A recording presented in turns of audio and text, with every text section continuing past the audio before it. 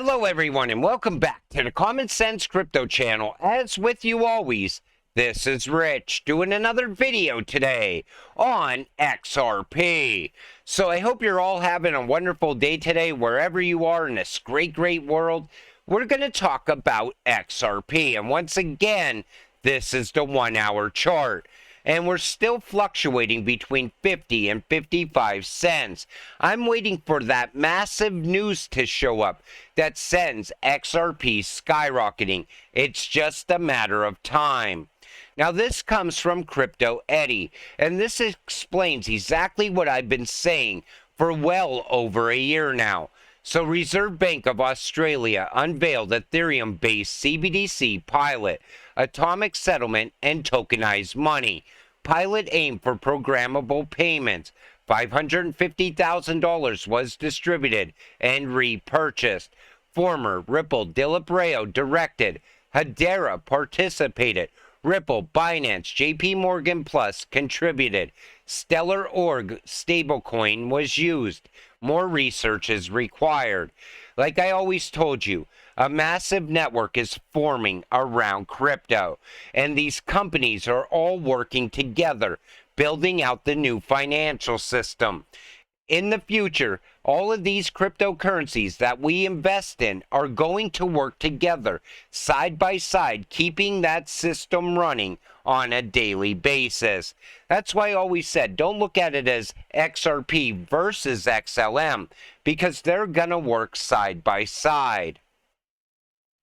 Australia, CBDC likely some years away, central bank says.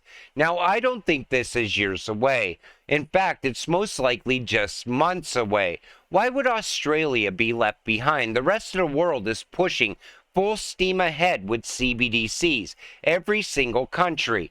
But you know, the same thing happened here inside the United States. Remember when the Fed said they weren't working on a faster payment system? And then we got Fed Now. Then the Fed said, we're not working on a central bank digital currency. Yet they're testing the digital dollar right now. Because anytime they ever tell you they're not interested in working on something, you know they're working on it behind the scenes. The same thing is most likely happening in Australia as well. SEC versus Ripple. 2 more attorneys leave SEC Gov's side. Both groups add new lawyers. So some users remarked that the attorneys leaving the side of the SEC don't want their name tied to the wrong side of history. Another commented on the timing, saying SEC has lawyers quitting before the ship sinks completely. You know, if I was an SEC lawyer, I would run from this Ripple case. Think about it. There's 75,000 plus XRP holders ready to spread your name far and wide. That's not good for future business when you leave the SEC and decide to open up a private practice. But that's just my opinion. But Johnny Deaton says this means nothing. He said that some of these attorneys most likely just got a promotion or left for other reasons. Then there's this. So be honest, would you be out at $12 to $25? If XRP sees $12 to $25, more than 50% of retail will exit. Then at $50 to $100, another 50% of remaining retail XRP will be sold. Though many will have met their goal, statistically, 99% of investors never see the peak of their investment. Are you going to be part of that 99%? Or are you going to be part of the 1% that gets to see XRP at its full potential and still be holding XRP? Like I always said, it's the same reason there's never going to be a need for a buyback, because all you have to do is push the price of XRP to $30 and a whole handful of people will sell their XRP. I'm talking about their full bag. Then at $100, more people will sell their full bag. But if you continue holding, you will be still holding when XRP gets to the very high numbers. And that, again, as you're selling, I see, you know, financial institutions buying it up, possibly massive banks buying up your XRP as you're selling out. And who knows, maybe you won't be able to buy XRP in the future. That's what scares me the most, selling and not having the ability to buy back in. Pantera Capital, XRP rolling is a positive black swan that can bolster the next bull run. Now, they're talking about April of 2024. We believe the combination of recent positive events, the XRP rolling and endorsements by BlackRock, in addition to the Bitcoin halving expected to occur in April of 2024, provide a strong setup for the next bull market for digital assets. They're saying the timing of the Ripple case coincides with the Bitcoin halving. And if Brad and Chris just paid a fine and this case was done and over with, we might see XRP hit even higher numbers in the next run. Adding XRP USD pair to Coinbase Pro. Governance Index Committee determined XRP traded volume and order book depth meets requisite criteria for re-inclusion to Coinbase XRP Liquid Index by the 24th of August. Programmatic sales to public and sales to Ripple Labs employees are okay. I like the way they added Ripple Labs employees as well. But we knew this was eventually going to happen. And in the future, I think what's going to happen around Coinbase with XRP, they're still never going to get that full following back that they had before they delisted XRP. I think Uphold is going to gain the most out of a massive run for XRP. Digital Euro Association celebrates Ripple's membership in MasterCard CBDC program.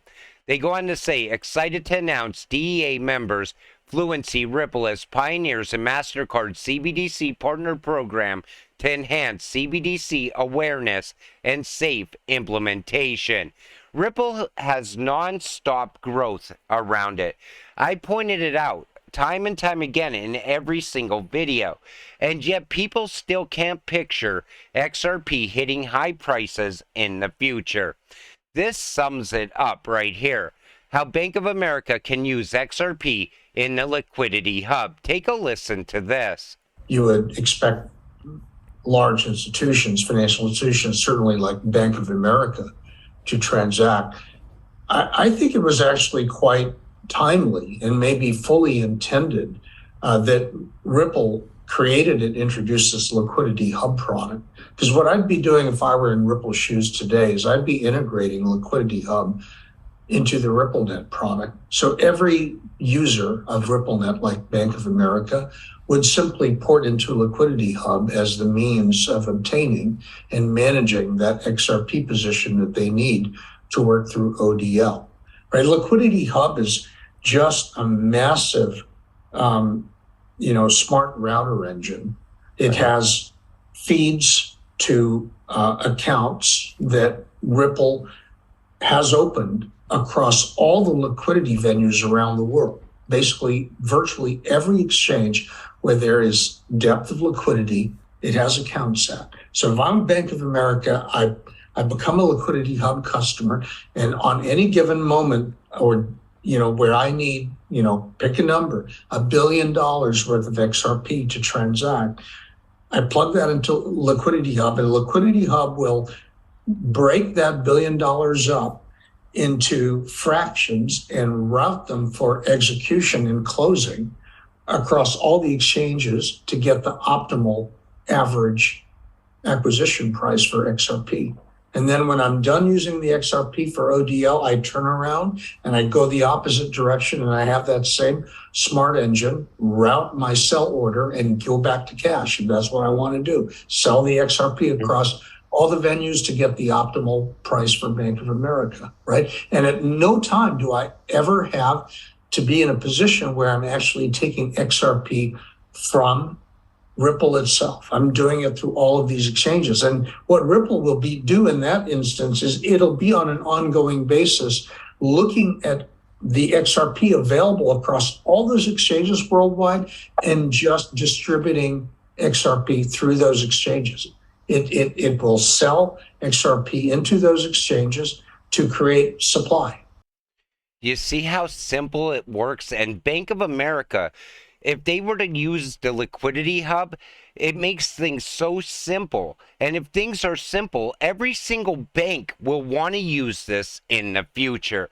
And like I told you, if one bank does this, and all of a sudden another bank sees how quick and easy this is, they're going to have it as well, and so on. And before you know it, we have mass adoption all around the world.